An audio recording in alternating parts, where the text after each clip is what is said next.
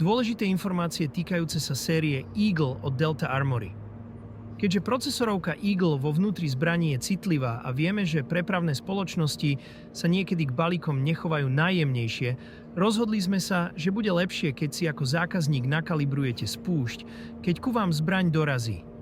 Keď spúšť nie je nakalibrovaná, zbraň nereaguje na stlačenie spúšte a vydá zvuk troch rovnakých pípnutí.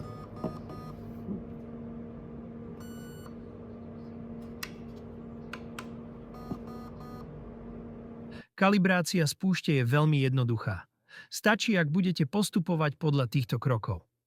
Prepnite prepínač streľby do polohy Safe. Zapojte batériu do zbrane, budete počuť dvojité pípnutie a jedno dlhšie pípnutie. Hneď po odznení tohoto pípnutia stlačte spúšť a držte ju stlačenú cca 5 sekúnd na úspešnú kalibráciu. Keď budete počuť dvojité pípnutie, kalibrácia prebehla úspešne. Teraz môžete nastaviť prepínač streľby na semi alebo auto a zbraň bude strieľať.